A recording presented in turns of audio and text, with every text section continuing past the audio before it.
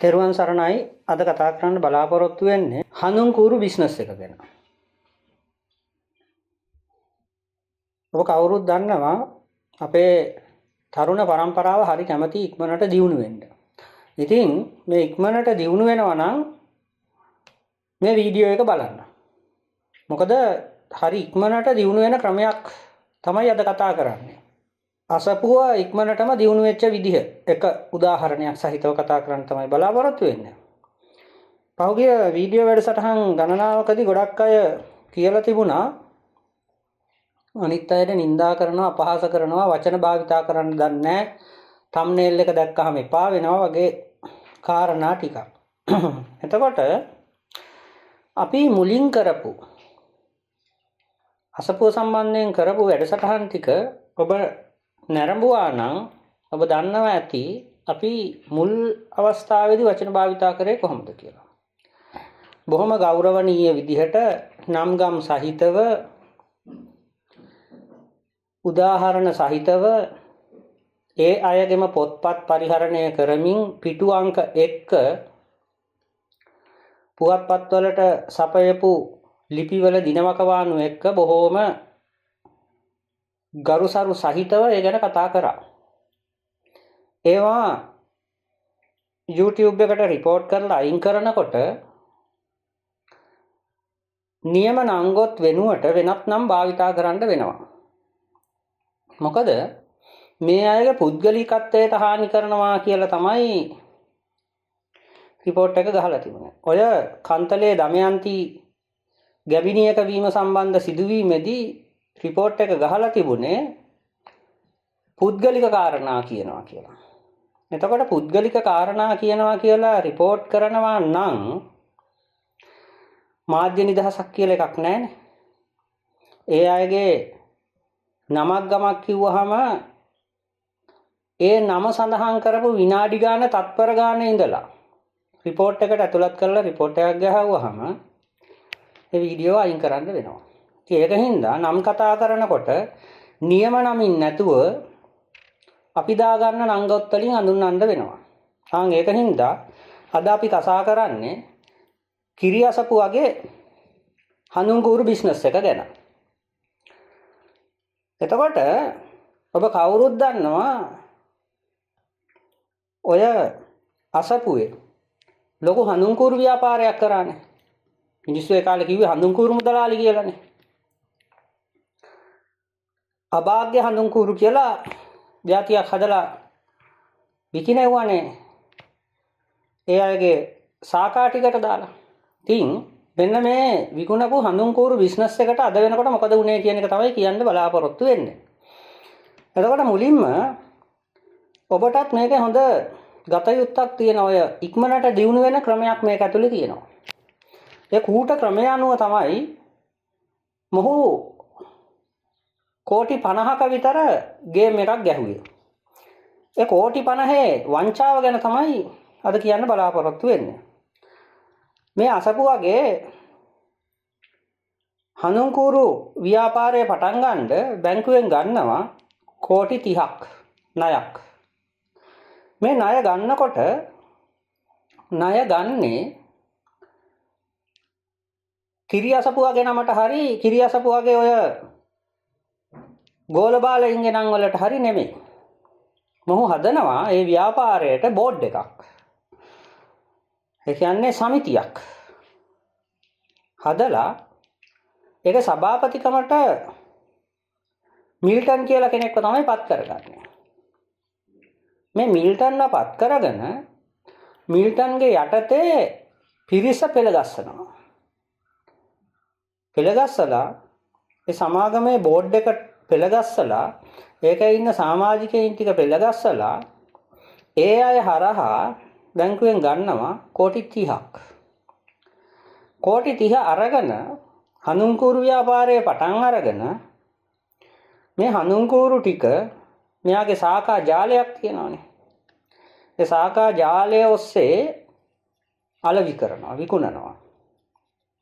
ඒ විකුණනකොට මේ විකිණීමට යොදාගත්තේ මේ අයගේ ඔය අසපුවේ ඔය සාකා ටික බාරව ඉන්න ස්වාමිලාගේ පවුල් වල ඥාති හිතවතුන් මේ අය යොදාගෙන මේ අනුංගුරු ටික ඒගොල්ලන්ට බාර දුන්නා.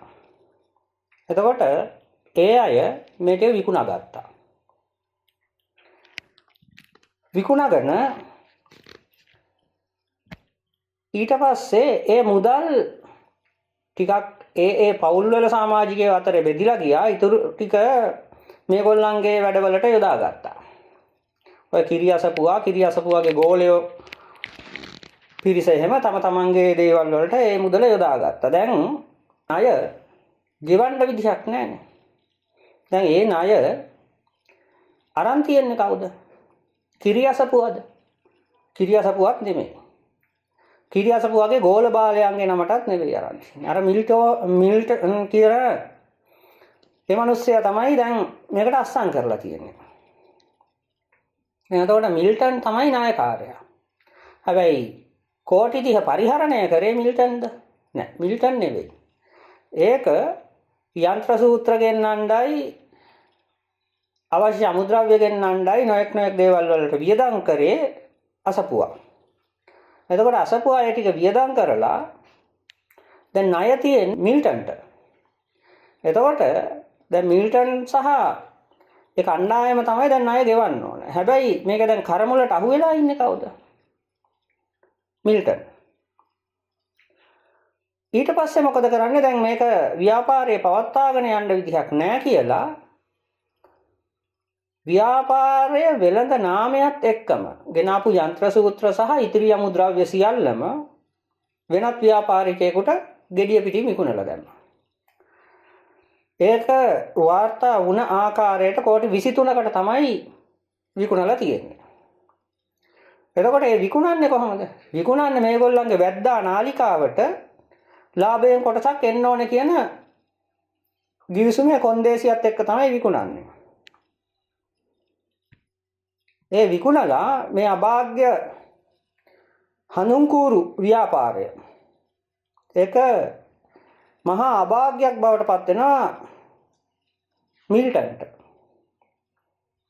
අවසානයේදී බැංකුවෙන් නඩුවක් ගොනු කරනවා මිල්ටන්ගේ නමට.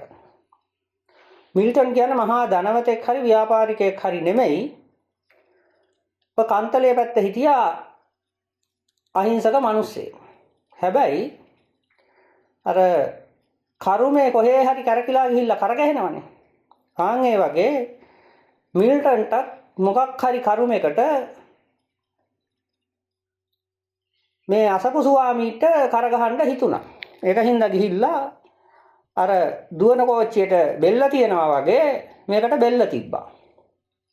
බෙල්ල තියලා දැන් ඉතින් හැමතැනම ඇවිද ඉන්නවා මොකද කරන්නේ කියලා.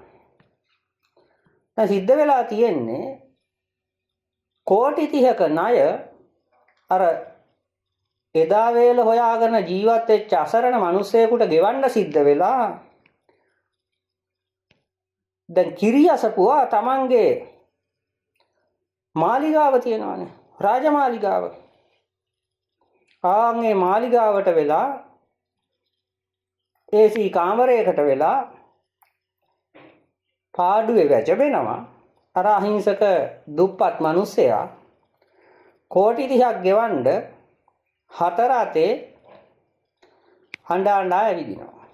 ඉතින් ඒකින්ද ඔය කිරියසපුවාගේ ගුබ්බෑයන් වලට රිංගන අනිත් දායකා මහත්තුරුත් නෝනලත් හොඳට මතක තියාගත්තොත් හොඳයි. අවසානයේදී Tamanට කොයි වගේ එකකටද කරගහන්න සිද්ධ වෙන්නේ කියලා.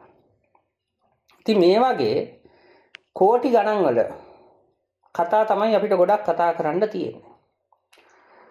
ඔය වගේ තව සිදුවීම් ගණනාවක් තියෙනවා ඉඩකඩම් දේපල සම්බන්ධයෙන්. ඒ වගේම පාලුගම අසපුව ගැන ඊළඟට පොල්ගහ වෙලා අසපුව පූජා කරපු ඒ මහත්මයා ගැන මේ වගේ කතා ගොඩාක් තියෙනවා. අපි මේවා අවකාශයේ ලැබෙන විදිහට ක්‍රමානුකූලව ඔබට ඉදිරිපත් කරගෙන යන්න. කියන්න එපා හරියට නංගන් කියන්නේ නින්දා කරනවා කියලා. නින්දා කරන්න 아무තු නින්දාවක් නැහැ. උපංගෙයිම නින්දාව තියෙන්නේ. ඒකින්ද ඒ ගැනත් වෙනම අපි වෙන දවසක වැඩසටහනකින් කතා කරමු. මේ ටික ඔබ හමුවට අරන් එන්නෙම මිනිස්සෙකුට හිතක් පපුවක් තියෙන මිනිස්සෙකුට මේ තරම් තක්කඩියෙක් වෙන්න පුළුවන්ද කියන කාරණය පිළිබඳව ඔබත් දැනුවත් විය යුතු නිසා. මොකද මේ ස්වාමිට වැඳ යන පිරිසනම් ස්වාමිට වැඳ ගියාට කමන්නේ. නමුත් අලුතෙන් බිහි වෙන තරුණ පරම්පරාව සහ දැනට මේ ස්වාමිට ගොදුරු නොවිච්ච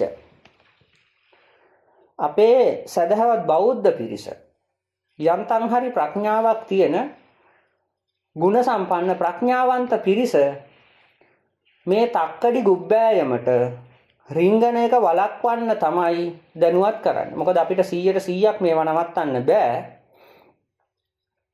මේ අය සිල් රෙද්දක් පොරවගෙන Taman සිල්වත් කියලා අනිත් අපේ විහාරස්ථානවල වැඩ ඉන්න ආරණ්‍ය සේනාසනවල වැඩ ඉන්න ගෞරවනීය පූජනීය වන්දනීය මහා සංඝරත්නයට නිඳා කරන්නේ මේ වගේ තක්කඩි වැඩ ටිකක් තමයි. ඉතින් ඒකින්ද ඒ තක්කඩි වැඩ ටික බොහෝ විට Tamanගේ සල්ලි වලින් වහලා තියෙන්නේ. මේවා එළියට එන්නේ නැහැ, එළියට දෙන්නෙත් නැහැ. එළියට දෙන්න හදනවා කියලා දැනගත්තාම ඒවා මුදල් විසි කරලා වහනවා. ඉතින් ඒක නිසා තමයි මේ ගැන ඔබව නිරන්තර දැනුවත් කරේ. පහුගිය වැඩසටහන් ගණනාවක් අපි සති 3ක් විතර වැඩසටහන් ඉදිරිපත් නොකර හිටියේ මේ අයගේ මේ report ප්‍රශ්නයට මොකද්ද ගන්න විකල්පය කියලා කල්පනා කිරීම සහ ඒ report කිරීම නිසා YouTube එක හරහා අපේ දේශනා ජනතාව අතරට යැවීම නතර කරලා තිබුණා. මෙන්න මේ කාරණේ හින්දා තමයි මේ ගැන අපි කතා කරේ නැත්තේ. නැවත අපි මේ ගැන දිගින් දිගටම කතා කරනවා. එහෙමනම් නැවත වැඩසටහනකින් හම්බ වෙමු. තෙරුවන් සරණයි.